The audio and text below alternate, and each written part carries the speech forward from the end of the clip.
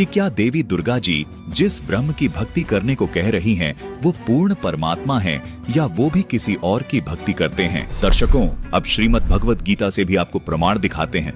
ये है श्रीमद् भगवत गीता, जिसके अध्याय 8 श्लोक 13 में गीता ज्ञानदाता ने कहा है कि मैं ब्रह्म हूँ और मुझ ब्रह्म का केवल एक ओम नाम है। इस ओम को अंतिम समय तक जाप करने से ओम नाम से मिलने वाली परम गति प्राप्त होती है, यानी ब्रह्मलोक प्राप्त होता है। दर्शकों, गीता अध्याय 8 श्लोक 16 में गीता ज्ञानदाता कहता है कि ब्रह्मलोक में गए हुए साधक भी पुनरावृत्ति यानी जन्म मृत्यु में आते हैं, यानी उनकी भी जन्म मृत्यु सदा बनी रहती है। मतलब साफ है कि उनका भी पूर्ण मोक्ष नहीं होता। दर्शकों, यहाँ सवाल ये उठता है कि जब ब्रह्मा, विष्णु, महेश और देवी दुर्गा और गीता ज्ञानदाता ब्रह्म की साधना से भी जन्म मृत्यु बनी रहती है, तो वो परमात्मा कौन है जिसकी पूजा करने से साधक का पूर्ण मोक्ष हो जाता है? दर्शकों, इसका जवाब भी गीता जी में ही मिलता है।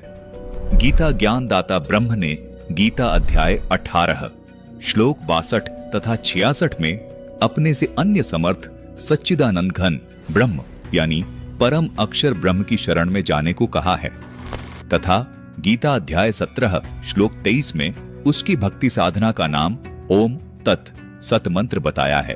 साथ ही गीता अध्याय 15 के श्लोक 4 में कहा है कि मैं भी उसी आदि पुरुष नारायण की शरण में हूँ, जिसको गीता अध्याय 15 के श्लोक 17 में उत्तम पुरुष कहा है, तथा गीता अध्याय 18 के श्लोक 64 में कहा है कि मेरा इष्ट देव भी वही पूर्ण परमात्मा है जो आदि सनातन परम धाम में रहता है।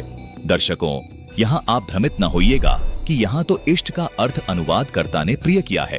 दर्शकों, ये बिल्कुल गलत अनुवाद है। आइए आपको दिखाते हैं कैसे। ये देखिए, ये है गीता अध्याय 18 श्लोक 70 में इसी अनुवादकर्ता ने इष्ट का अर्थ पूजित किया है, यानी इष्ट देव किया है। इसलिए गीता अध्याय 18 श्लोक 64 में भी इष्ट का अर्थ पूजित ही होगा।